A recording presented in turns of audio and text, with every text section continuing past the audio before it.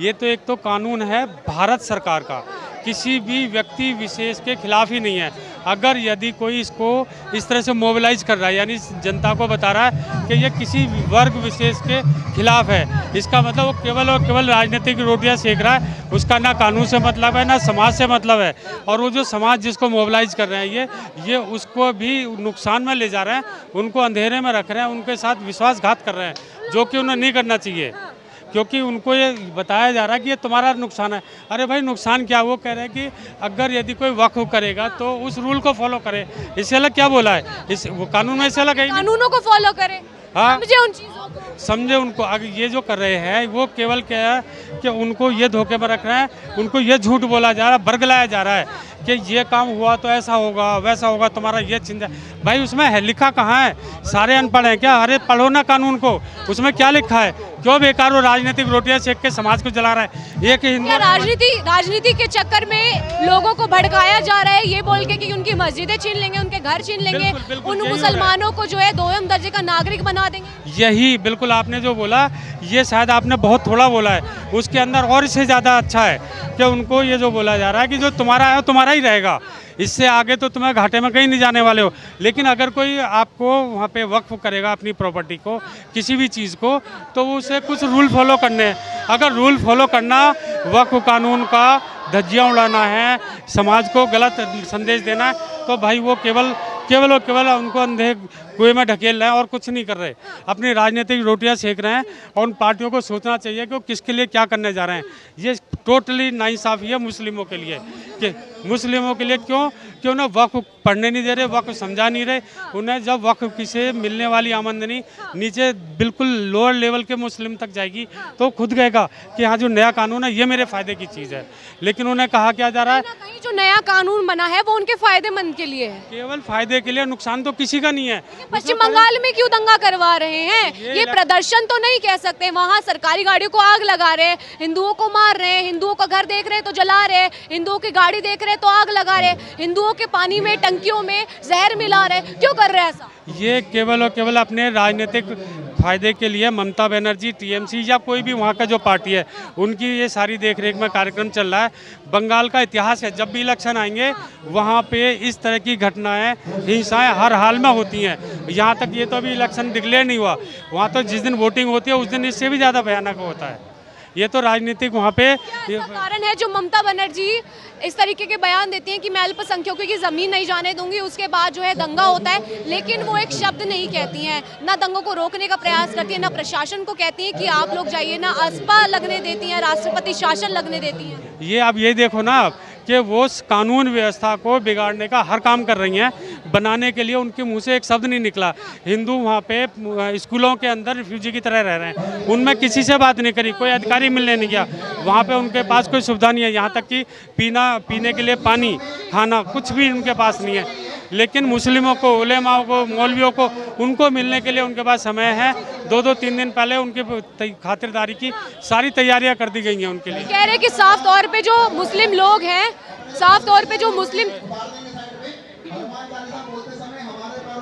देखिए कह रहे हैं कि जिस तरीके से मुस्लिम लोग हैं उनको तो सपोर्ट कर रही है ममता बनर्जी, लेकिन जो हिंदू हैं, हिंदुओं पर अत्याचार जिस तरीके से बंगाल में शुरू हो चुका है, हिंदू लोग पलायन कर रहे हैं, उनके साथ जो बर्बरता की जा रही है टीएमसी की तरफ से, कोई रिस्पांस नहीं आ रहा है, ना कोई आश्वासन दिया जा रहा है, ना बातचीत की जा रही है, तो उस पर आप क्या? दिक्कत क्या है, अगर आप पूरे वैश्विक स्तर पर देखेंगे ना, तो इन लोगों ने पूरी व्यवस्था को, जहाँ भी इनकी संख्या है वहाँ पर बिल्कुल ख़राब करके रखा हुआ है। किसी भी दूसरे समाज को ये बढ़ने नहीं देते हैं, तो इनके साथ दिक्कत यही है। अब भारत में भी यही स्थिति है कि ये ऑलरेडी भारत का जो बंटवारा है हो चुका है, ऑलरेडी पाकिस्तान जा चुका है, बांग्लादेश जा चुका है, अफगानिस्तान जा चुका है। लेकिन ये लोग यहाँ पर भी, ये हमारे जो पूर्वज थे उनकी भूल है कि उन्होंने यहाँ पर इनको जगह दी। इनको जगह देना ही हमारी सबसे बड़ी भूल है। अगर आपने इनको पैर रखने की जगह दी तो ये पूरी व्यवस्था को ख़राब करेंगे, अस्त व्यस्त करेंगे। तो मेरा तो सरकार से यही कहना है कि ज़्यादा से ज़्यादा बड़े स्तर पर इन लोगों को, जो अशिक्षित हैं उनको तो कम से कम शिक्षा दी जाए, और ज़्यादा से ज़्यादा लोगों को, जो संख्या बल है जिस प्रकार से आप देखते हैं कि ये अपनी संख्या को बढ़ाने के लिए ज़्यादा से ज़्यादा बच्चे पैदा करते हैं, तो उसको रोकने के लिए कोई ना कोई जनसंख्या नियंत्रण कानून को लाया जाए। वक्फ वक्फ का कानून बना है, इसको पश्चिम बंगाल में लागू नहीं होने दे रही हैं वहाँ की मुख्यमंत्री। उनका कहना है कि अल्पसंख्यकों के साथ खड़ी रहूंगी। उनको ये मतलब ये जो उनके अंदर ये डर भर दिया है कि उनकी ज़मीनें छीन जाएंगी, उनके मदरसे मस्जिद उनकी चीज़ें छीन लेगी सरकार। दिक्कत क्या है, अल्पसंख्यक तो यहाँ हिंदू होता जा रहा है। आप देखो ना किस प्रकार से वो लोग वहाँ पर बंगाल के अंदर 25% होने के बावजूद भी वहाँ पर से हिंदू को वहाँ से पलायन करना पड़ रहा है। तो दिक्कत किसको हो रही है? दिक्कत तो हिंदू को हो रही है, मुस्लिम को तो कोई दिक्कत ही नहीं हो रही।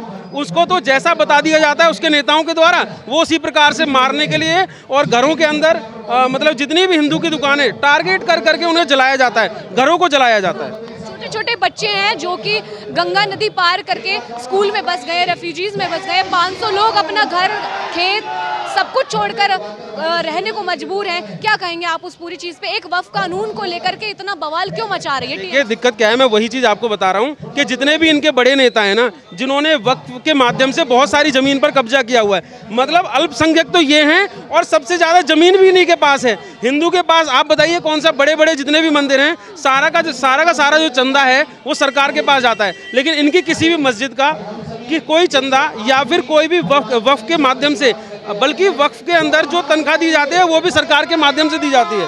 तो दिक्कत यही है कि ये लोग इस देश को लूट भी रहे हैं और इस देश में अगर इनको कोई कुछ कहेगा तो ये कहेंगे अल्पसंख्यक को मार दिया, अल्पसंख्यक को मार दिया। अल्पसंख्यकों की आड़ में इस तरह की गतिविधियां करते हैं। आप देखेंगे कि बंगाल में जो हिंसा हो रही है इसको प्रदर्शन बोल रहे हैं, प्रदर्शन तो नहीं कहेंगे, दंगा ही बोलेंगे। ये प्रदर्शन नहीं है, ये प्रदर्शन में इस दंगे में आप देखेंगे छोटे छोटे बच्चे हैं, 12 साल 14 साल 16 साल के लड़के हैं जिनको भड़का दिया जा रहा है, पढ़ने लिखने की उम्र में दंगा कर रहे हैं। देखिए दिक्कत क्या है, 2020 में यहाँ भी दंगा हुआ था, लेकिन यहाँ के लोग एकजुट होकर के और उन्होंने इनको यहाँ से ऐसा खदेड़ा कि इनकी हिम्मत यहाँ अब दोबारा नहीं हो रही है। अभी आप देखो 12 और 13 नंबर गली में ये मस्जिद का गेट खोलने का पूरा प्रयास कर रहे थे, लेकिन अब जब हिंदू समाज एक होकर के आया तो फिर ये लोग बढ़ के आने लगे, नहीं जी अब नहीं खोलेंगे। तो खोलेंगे तो नहीं, लेकिन क्या आगे भी अभी भी वहाँ पर पूरा का पूरा मदरसा बनाने की तैयारी की जा रही है। मस्जिद का गेट नहीं खोल रहे, लेकिन उनकी जो मैं स्पीच देख रहा था उसमें वो कह रहे हैं कि मदरसा यहाँ पर बनाने के लिए हम तैयार कर रहे हैं, हम गेट नहीं खोलेंगे लेकिन यहाँ पर मदरसा बनेगा। जो कानून आया है उसको लेकर के विपक्ष भी जो है लगातार सुप्रीम कोर्ट में याचिकाएं दाखिल कर चुका है। लगातार जो है 2 दर्जन जो याचिकाएं हैं वो दाखिल हो चुकी है। कल सुनवाई भी होगी। क्या लगता है सुप्रीम कोर्ट का क्या फैसला? देखिए ऐसे केस तो सुप्रीम कोर्ट में जाते ही रहते हैं। डॉक्टर भीमराव अंबेडकर जी ने अपनी किताब में कहा था, जो उनकी किताब थी उन्होंने उसमें कहा था कि वहाँ से एक एक दलित एक एक हिंदू पाकिस्तान से भारत आना चाहिए और यहाँ से एक एक मुस्लिम वहाँ जाना चाहिए। लेकिन दिक्कत क्या है कि जो जितनी भी राजनीतिक पार्टियां हैं ना, ये इसको बुनाने का काम करती हैं। वो ये सोचते हैं कि हिंदू समाज तो बटा हुआ है जातियों के अंदर, लेकिन जो मुस्लिम समाज है वो एक है, तो हमें इन्हीं का वोट चाहिए। अभी आप देखो गोकुलपुरी के अंदर हिमांशु भाई है हमारा, उसकी हत्या कर दी गई। किस प्रकार से मर्मम हत्या की गई, 2 भाइयों ने मिलकर के और उनके साथियों ने मिलकर के अपने पूरे परिवार के साथ उनको मारा गया। अगर यही कार्य कोई अगर हिंदू कर देता तो ये छाती पीट पीट कर रोते कि क्या कहते हैं हिंदू समाज के लोगों को मार दिया। मनोज है मेरा नाम। मेरी यही कामना है, मतलब ये हिंदू को हमारा खड़ा रहना चाहिए बस। सर क्या नाम? मेरा रमाकांत है। देखिए आंदोलन करना हमारा अधिकार है, हिंदू या मुसलमान हो, लेकिन जो राष्ट्रभक्त है वो कभी भी सरकारी संपत्ति पर नुकसान नहीं करेगा। हम भी आंदोलन करते हैं, रोड जाम करते हैं, विरोध करते हैं, सब कुछ करते हैं, उनका भी करना चाहिए, अधिकार उनका भी है।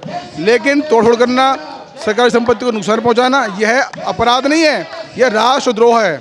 और ऐसे लोग जो राष्ट्रद्रोह करते हैं उन पर राष्ट्र को लगना चाहिए और उनको जेल होनी चाहिए, जेल होनी चाहिए, बेशक होनी चाहिए।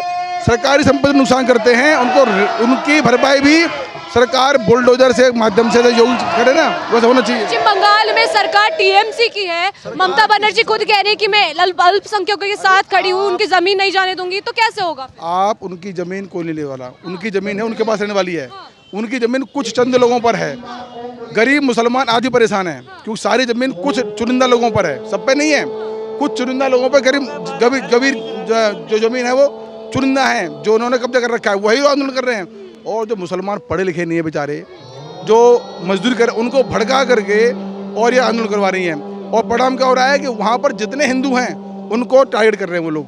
प्रधानमंत्री मोदी ने ये कहा है कि अगर वक्फ इतना मजबूत होता, कुछ काम कर रहा होता, तो आज मुसलमान तबका कोई पंचर नहीं लगा रहा होता। मानते हैं आप इस चीज़ को? ये सत्य सही है। हमारे बहुत सारे मंदिर हैं, बड़े बड़े मंदिर, उन मंदिरों के माध्यम से अनेक विद्यालय, स्कूल, कॉलेज, अस्पताल, डिस्पेंसरी और सेवाघर चलते हैं, लेकिन वक्फ के माध्यम से, मस्जिदों के माध्यम से एक भी सेवाघर चलता तो बताइए मेरे को। पूरे देश में कहीं नहीं चलता। इसका मतलब ये है वो केवल कुछ लोग कब्जा है और उस कब्जे से दूर रहना चाहिए।